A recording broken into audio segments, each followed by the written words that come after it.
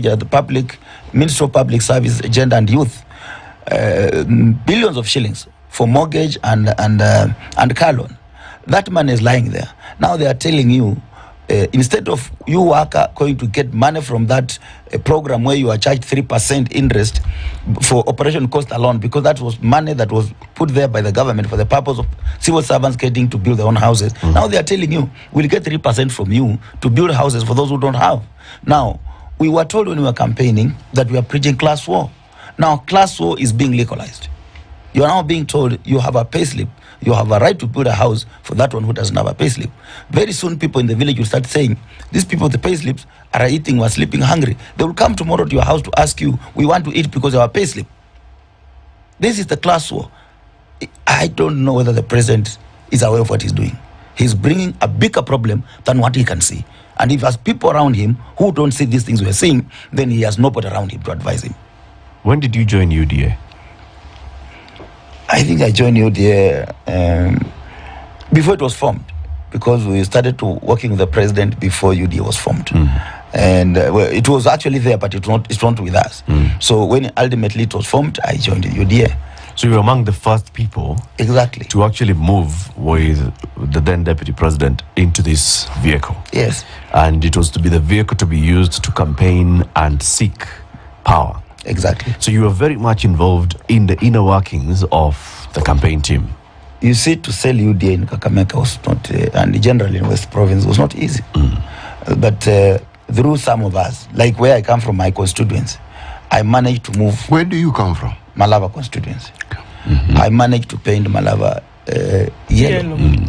And you know, apart from the intrigues happened, let me talk about the votes that were recorded. What was recorded for the president was 27,000 votes, 28,000 votes. Raila Odinga 29,000 votes. For my own effort. There is no any other sub-county or constituency in Kakamega that went above 15,000 votes. That was my effort. And if those cartels around the president refused me to go around the county and the constituency and the region. If I had been given a chance to go around Kakamega County and the entire region, I have a great say, and people trust me. You know, trust is more important than even wealth. But you're the vice chairman of the party. What do you mean by people who are refusing? Because I did not have the means. You know, you cannot go campaign when you don't have you must have fuel to move around. But when you're given, the money is given, go and do this campaign with Panyako, then some cartel sit somewhere and isolate you. You remain alone, and that's why I confined in Malava, and I delivered Malava. But these cartels who ran away with the campaign money never delivered Kakamega. Who are these cartels? They were there. Let us not go Are they members of the party? Some of them were not. Because you know we're in a coalition now. We had Fort Kenya, we had ANC, and we had other small parties. But in Kakamega, we had ANC, Fort Kenya, and UDA. Okay. So did you participate in putting together the thinking that went into the manifesto for Kenya Kwanza? We did, because, but that manifesto is not the one being implemented. Okay, let's start with the manifesto that was presented. We did that. Did you write the manifesto? Did you participate in? We did, because I remember we had a meeting in Naivasha for the Western region leaders and businessmen and opinion leaders and farmers. and we came up with what we wanted for our region. If we could form government, and needed formed government.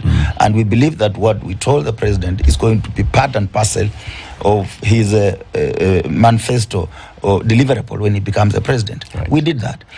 Some of the things that we were talking about in agriculture, value added, you know, now that value added has disappeared. Have you heard anybody talk about value added? People are just talking about taxes, center, left, right. Yeah. But there was housing. Housing was there, and is a good idea. But let me tell you, there's nothing new about affordable housing program.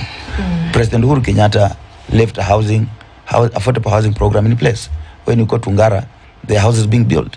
We have a lot of money already, which can be used for affordable housing program. I have said we have, like the board of Lab Fund where I sit, we have billions. The other day we were launching affordable housing programs at South Sea with the president.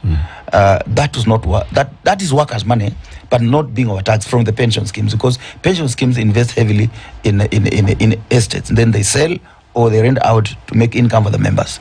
We have a new scheme called Public Servants Superannuation Scheme. It has operated for less than 6 months. It has 46 billion today, less than 6 months. We have now NSSF, which has been given 12%. That money can be used. Government can provide free land, and then the houses can be built, then they become affordable. Then the money, the little profit that's gotten from them comes back to the fund for members who are retiring to get. We have LAP fund, we have LAP trust, and we have CPF. All these are pension schemes where money for workers are being contributed. Then we have public-private partnership, which President Uhuru Kenyatta was doing very well.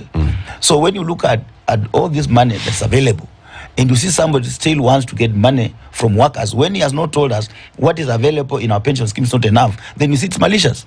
We're not even being told where the housing levy, the money is going to go. Hatuambiwi kama ni sako, hatuambiwi kama ni merry round, hatuambiwi kama ni pension scheme, hatuambiwi kama ni nini. This money, even if it's deducted today, on which account is it going to go? We're not being told the custodian will be National Housing, it's called National Housing Fund. Corporation. We've not been told. We've not been told it's going to go to Ministry of Treasury. We've not been told where it's going to go. So it's money that the government is creating to steal from the workers. Period. Nothing else. That's a strong statement. We had PS for housing, Charles Singer here, and the question that you've responded to was asked of him. And he said that everything that you've mentioned, yes, hasn't been done, but will be done. He said the introduction and the discussion around the housing fund is just that.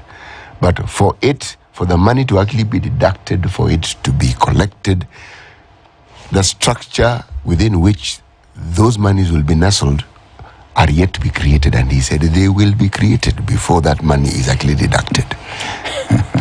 So do you put structures in place first, or you get money first? Because now this is May. June is next.